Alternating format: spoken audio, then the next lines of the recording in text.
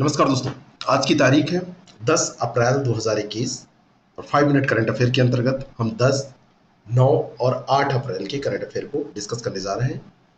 बहुत तेजी से इसमें हम प्रश्नों को देखते हैं, लेकिन वो सारे इंपॉर्टेंट प्रश्न आपके तैयार हो जाते हैं जो परीक्षा के लिए बहुत इंपॉर्टेंट है।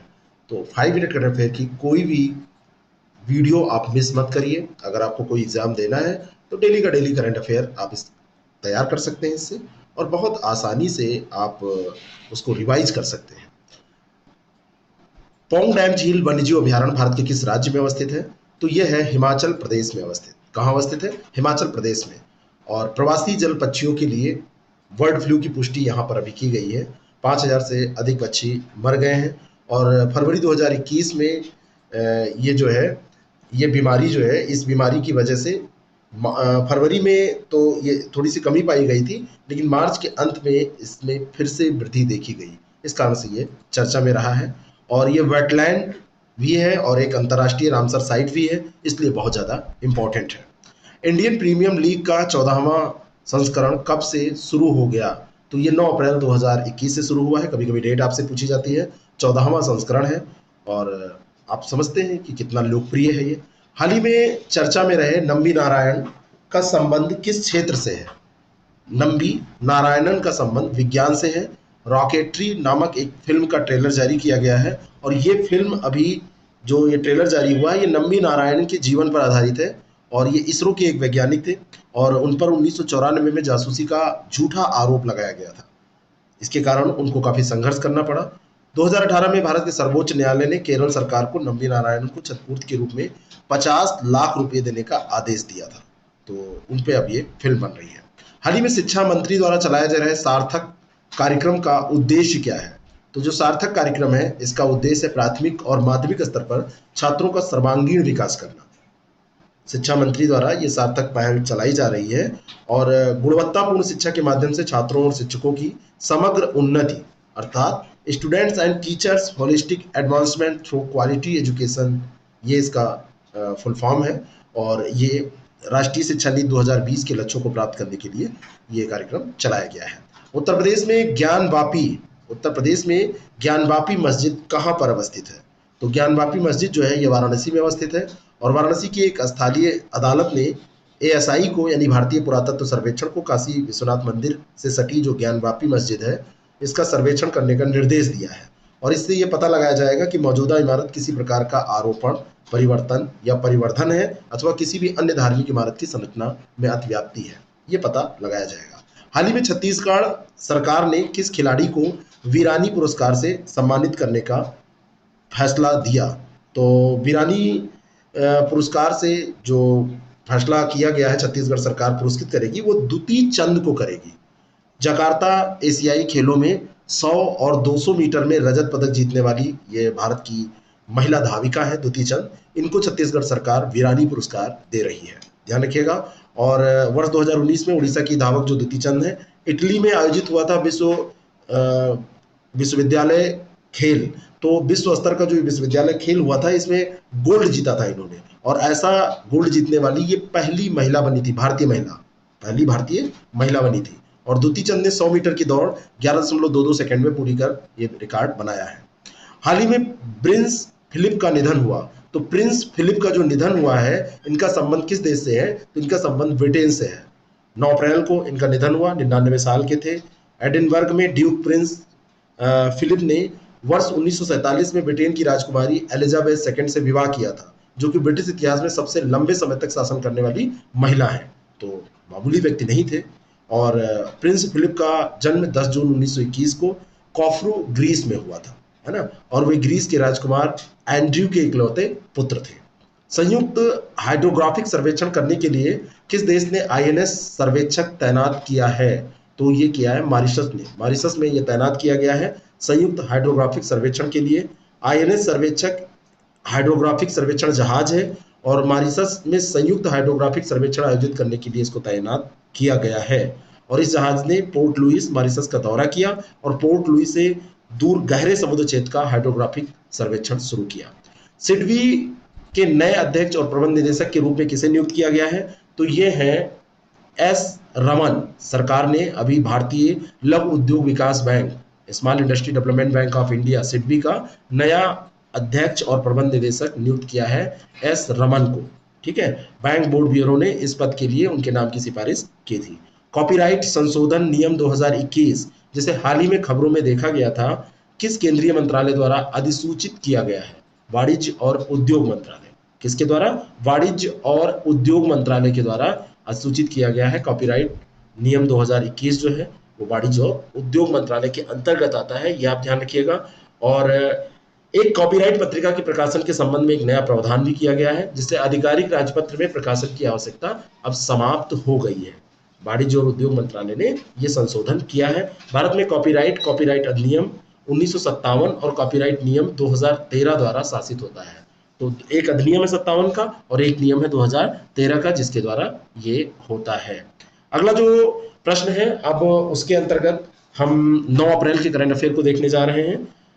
9 अप्रैल के जो करंट अफेयर हैं उनमें सबसे पहला जो प्रश्न है, उससे पहले मैं आपको बताना चाहता हूं कि हमारे टीम के द्वारा यूपीपीसीएस प्री और साथ में आरओ प्री 2021 के लिए टेस्ट सीरीज प्रारंभ कर दी गई है और इसके फुल कोर्स भी चल रहे हैं। अगर आप लोग एग्जाम दे रहे हैं तो प्रैक्टिस के लिए आप इसका लाभ उठा सकते हैं। इसके लिए आपको IAS prep academy app download करना है या फिर 6307281212 पर कॉल करना है।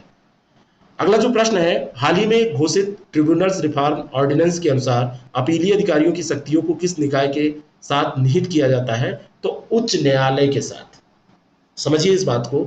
अभी केंद्र ने हाल ही में ट्रिब्यूनल रिफॉर्म्स युक्तिकरण और सेवा की शर्तें अध्यादेश 2021 को लागू किया है। इस अध्यादेश के अनुसार मौजूदा जो अपीलीय अधिकारी हैं उन अधिकारियों को बदल दिया गया है और उनकी शक्तियों को उच्च न्यायालय में निहित कर दिया गया है। बस इतनी सी बात है। जो ट्रिब्यूनल्स रिफॉर्म ऑर्डिनेंस है उसके अनुसार ये काम किया गया है। रसायन और उर्वरक मंत्रालय ने किस संगठन के साथ रसायन विनिर्माण पर एक राष्ट्रीय वार्ता का आयोजन किया? तो ये यूनिडो के साथ किया है। संयुक्त राष्ट्र औद्योगिक विकास संगठन के साथ ये वार्ता का आयोजन हुआ है और उर्वरक मंत्रालय, रसायन और उर्वरक मंत्रालय ने किया है। गरीबी में कमी और पर्यावरणीय स्थिरता के लिए औद्योगिक विकास को बढ़ावा देना इसका लक्ष्य है। विकास और शांति के लिए खेल का अंतर्राष्ट्रीय दिवस कब मनाया जाता है? तो ये मनाया जाता है 6 अप्रैल को। विकास और शांति के लिए खेल का अंतर्राष्ट्रीय दिवस 6 अप्रैल को पूरी दुनिया में मनाया जाता है, भारत में ही नहीं पूरी दुनिया में। बराकाह परमाणु ऊर्जा संयंत्र जिसने हाल ही में अपना वाणिज्यिक संचालन शुरू किया, किस देश में स्थित है? यूएई में स्थित है। यूएई मतलब संयुक्त अरब अमीरात में बराकाह परमाणु ऊर्जा संयंत्र स्थित है और अरब जगत का ये पहला परमाणु ऊर्जा केंद्र है, इसलिए बहुत ज्यादा इंपॉर्टेंट है। अबू धाबी में स्थित इस परमाणु ऊर्जा संयंत्र ने हाल ही में वाणिज्यिक परिचालन शुरू किया है, इसलिए चर्चा में आया है। किस संस्था ने घोषणा की है कि उसे कारपोरेट मुनाफे पर वैश्विक न्यूनतम कर ग्लोबल मिनिमम टैक्स को अपनाने का समर्थन किया है? तो यह है IMF, अंतर्राष्ट्रीय मुद्रा कोष। इसकी मुख्य अर्थशास्त्री हैं गीता गोपीनाथ। उन्होंने घोषणा की है कि IMF ने कारपोरेट मुनाफे पर वैश्विक न्यूनतम कर को अपनाने का पक्ष लिया है और कर से बचाव वैश्विक अर्थव्यवस्था के लिए एक परेशान करने वाला मुद्दा है। ये उन्होंने इसमें कहा है कि कर से अगर बचाव होता है तो बहुत बड़ी समस्या होती है, वैश्विक अर्थव्यवस्था के लिए एक परेशान करने वाला मुद्दा बनता है। मुक्त बाजार परिचालन क्या होता है? OMO इसको बोलते हैं। भारतीय रिजर्व बैंक या देश के केंद्रीय बैंक द्वारा सरकारी प्रतिभूतियों और ट्रेजरी बिलों की बिक्री और खरीद, इसको कहते हैं मुक्त बाजार परिचालन। जब RBI या देश का कोई केंद्रीय बैंक सरकारी प्रतिभूतियों और ट्रेजरी बिलों की खरीद और बिक्री करता है तो उसको मुक्त बाजार परिचालन के अंतर्गत रखा जाता है। भारतीय रिजर्व बैंक के द्वारा जो ये कार्य किया जाता है, इसका उद्देश्य होता है अर्थव्यवस्था में मुद्रा आपूर्ति को विनियमित करना। हाल ही में किस देश के राष्ट्रपति ने नाटो से उनके देश को गठबंधन की सदस्यता प्रदान करने संबंधी प्रक्रिया को तेज करने का आग्रह किया है? तो है यूक्रेन के राष्ट्रपति। यूक्रेन के राष्ट्रपति हैं व्लादिमीर जेलेंस्की। नाम भी इनका इंपॉर्टेंट है, इसलिए इंपॉर्टेंट है क्योंकि चर्चा में जो नाम आते हैं वो पूछे जाते हैं। और इन्होंने हाल ही में नाटो से उनके देश को गठबंधन की सदस्यता प्रदान करने संबंधी जो प्रक्रिया पेंडिंग है उनकी, उसको तेज करने का आग्रह किया है कि इसको जल्दी से हमको शामिल करिए। और उन्होंने कहा कि रूस समर्थक अलगाववादियों के साथ जारी संघर्ष को समाप्त करने का यही तरीका है कि वो नाटो के सदस्य बन जाए। विश्व स्वास्थ्य दिवस 2021 की थीम क्या है? 7 अप्रैल को विश्व स्वास्थ्य दिवस आयोजित किया गया। इसकी थीम है सभी के लिए निष्पक्ष और स्वस्थ विश्व का निर्माण। सभी के लिए निष्पक्ष और स्वस्थ विश्व का निर्माण।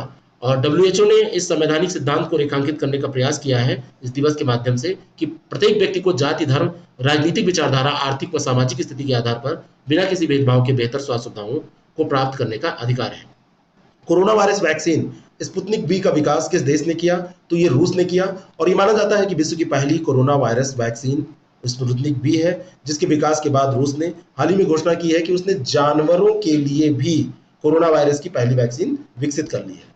जानवरों पे अटैक हो या वो भी वाहक बने तो उसके पहले रसिया ने कर दिया है। स्पुतनिक भी पूछा जाए तो ये रसिया के द्वारा कोरोना की निर्मित वैक्सीन है। हाल ही में सरकार द्वारा एक अध्यादेश के माध्यम से किस अधिकरण को समाप्त कर दिया गया? तो ये फिल्म प्रमाणन अपीलीय अधिकरण को समाप्त किया गया है और 4 अप्रैल को लागू किए गए अधिकरण सुधार, सुव्यवस्थीकरण और सेवा शर्तें अध्यादेश 2021 के द्वारा सिनेमेटोग्राफ अधिनियम 1952 में कुछ अनुच्छेदों को निरस्त कर दिया गया है और इसमें अधिकरण शब्द की जगह उच्च न्यायालय कर दिया गया। अभी ऊपर बात हुई है ना कि वहां वो अधिकार अधिकारियों को हटा के उच्च न्यायालय को दे दिए गए हैं। 8 अप्रैल का करंट अफेयर हम देखने जा रहे हैं। अगर आप यूपीपीसीएस और आरओ का एग्जाम दे रहे हैं तो आप टेस्ट सीरीज जरूर करिए, कहीं से भी करिए, जिससे कि आपका जो 2-4 नंबर से सिलेक्शन रुकता है या बॉर्डर लाइन पे रहते हैं, मेंस एग्जाम देने को मिलेगा या नहीं, ये दुविधा रहती है, वो दूर हो जाए। इसके लिए हमारे भी कार्यक्रम चल रहे हैं और उन कार्यक्रमों का लाभ आप उठा सकते हैं। हमको कांटेक्ट कर सकते हैं। हमारा नंबर है 6307281212, उस पर व्हाट्सएप कर सकते हैं और साथ में हमारे IAS प्रेप अकेडमी ऐप को डाउनलोड करके वहां से भी कोर्स एक्सेस कर सकते हैं और बहुत सारे फ्री मॉक टेस्ट भी एक्सेस कर सकते हैं। किस संगठन ने मिसाइल सिस्टम के उत्पादन में निजी क्षेत्र की कंपनियों को भागीदार बनाने की अनुमति दी है? ये अगला प्रश्न है और यह है रक्षा अनुसंधान विकास संगठन DRDO। इसने निजी क्षेत्र की कंपनियों को मिसाइल प्रणालियों के विकास और उत्पादन के लिए साथ काम करने की अनुमति दी है और ये घोषणा विकास व उत्पादन भागीदार कार्यक्रम के तहत किया गया है। VLSRSAM vertically launched short range surface to air missile के तहत इसको किया गया है। ठीक है ना, ये ध्यान रखिएगा। किस राज्य ने किराया और किराएदारी समझौतों को विनियमित करने के लिए एक अध्यादेश को मंजूरी दी है, जिसे जनवरी 2021 में प्रख्यापित किया गया था? कौन सा राज्य है? तो ये राज्य है उत्तर प्रदेश। इसका उद्देश्य है किराएदारी के विवादों को कम करना। बहुत बार लोग किराएदार बनते हैं और उसके बाद में जमीन पर कब्जा कर लेते हैं, मकान पर कब्जा कर लेते हैं और उसको छोड़ते ही नहीं है, कहते हैं अब तो ये मेरा हो गया। तो ये एक संपत्ति को किराए पर लेने के लिए अनुबंध पर हस्ताक्षर करना अब अनिवार्य हो जाता है, जिससे कि समय पर अगर उसको खाली कराना हो तो वो सनद के तौर पे रहे। और इस कानून के तहत संघर्ष समाधान के लिए कोई स्वतः स्पष्ट तंत्र नहीं है। इसे जनवरी 2021 में राज्य में प्रख्यापित और लागू किया गया था, ये ध्यान रखिएगा। अगला जो प्रश्न है RXIL receivables exchange of India, जो हाल ही में खबरों में था, ये किस चीज से जुड़ा है? तो ये MSME से जुड़ा हुआ है। MSME के लिए इनवाइस डिस्काउंटिंग प्लेटफॉर्म है ये, और ये RBI द्वारा मान्यता प्राप्त एक ट्रेड रिसीवेबल्स डिस्काउंटिंग सिस्टम है, एक्सचेंज प्लेटफॉर्म है, आप ये ध्यान रखिएगा। और इस प्लेटफॉर्म में 7,000 से अधिक पंजीकृत MSME है। तो ये एक प्लेटफॉर्म है और RXIL, जिसमें 7,000 से ज्यादा MSME पंजीकृत है और 2017 में ये लॉन्च हुआ था। उसके बाद 5 लाख से अधिक चालान की इसने प्रोसेसिंग की है। तरुण बजाज के उत्तराधिकारी के रूप में आर्थिक मामलों के नए विभाग के सचिव के रूप में किसे नियुक्त किया गया है? तो यह है अजय सेठ। 1987 बैच के भारतीय प्रशासनिक सेवा के अधिकारी हैं। बैंगलोर मेट्रो रेल कॉर्पोरेशन के प्रबंध निदेशक अजय सेठ को आर्थिक मामलों के विभाग के सचिव के रूप में नियुक्त किया गया है, जिस पद पर पहले तरुण बजाज नियुक्त थे। तरुण बजाज को नए राजस्व सचिव के रूप में नियुक्त कर दिया गया और तरुण बजाज के उत्तराधिकारी के रूप में अजय सेठ को नियुक्त कर दिया गया। बेंजामिन नेतान्याहू किस देश में नई सरकार बनाने जा रहे हैं? तो ये इजराइल के वर्तमान प्रधानमंत्री हैं और नई सरकार बनाने के लिए इजराइल के राष्ट्रपति से एक आदेश इनको अभी प्राप्त हुआ है। 23 मार्च को इजराइल में चुनाव हुए थे, तो नई सरकार ये फिर से बनाएंगे बेंजामिन नेतन्याहू। लाल सागर की लवणता विश्व औसत से लगभग कितने प्रतिशत अधिक है? तो विश्व का जो औसत लवणता है उससे 4% अधिक है लाल सागर की लवणता। इसके कारण है कि सागर में प्रवाहित होने वाली महत्वपूर्ण नदियों या धाराओं का अभाव, कम लवणता वाले हिंद महासागर के साथ सीमित संबद्धता और वाष्पीकरण की उच्च दर और बहुत कम वर्षा। आपको मैं बताना चाहता हूं, अगर ज्योग्राफी आपको फ्री में पढ़ना है तो 1 से 3 लाइव क्लास को हमारी ज्वाइन करिए IAS प्रेप अकेडमी पर, और उसमें हमने हिस्ट्री पूरा कंप्लीट कर दिया है, प्राचीन, मेडुअल और आधुनिक भारत, और अब हम ज्योग्राफी में विश्व भूगोल को डिस्कस कर रहे हैं। डेली 2 घंटे का डिस्कशन और जल्दी ही सिलेबस कवर करने की कोशिश। आप भी उसमें आइए और पढ़िए बिना किसी शुल्क के, और कंप्लीट सिलेबस को पढ़िए प्री मेंस दोनों के लिए। भारतीय खगोलविदों ने हाल ही में सबसे गर्म तारों में से एक का पता लगाया है। वो तारा कौन सा है? यह है वुल्फ रेट। वुल्फ रेट जो है ये एक दुर्लभ सुपरनोवा विस्फोट की निगरानी के दौरान इसका पता लगाया गया है भारतीय खगोलविदों के द्वारा। और ये दुर्लभ वुल्फ रेट तारा जो है ये सूर्य से 1000 गुना अधिक प्रकाशमान और काफी अधिक गर्म है। और नासा के मुताबिक ऐसे तारों का सतही तापमान सूर्य की तुलना में 10 से 40 गुना अधिक होता है। ठीक है, तो ये रहा 3 दिन का करंट अफेयर जो हमने देखा। ये आपको कैसा लगा जरूर बताएं। मार्च महीने का हमारा करंट अफेयर का जो पूरा एक कलेक्शन मैगजीन के रूप में शुरू किया गया है, पत्रिका के रूप में। अगर वो आप पाना चाहते हैं तो 6307281212 पर हमें व्हाट्सएप करें कि हमको करंट अफेयर चाहिए, तो आपको दे दिया जाएगा। और एक ग्रुप भी है, उसको भी आप ज्वाइन कर सकते हैं। Thank you very much.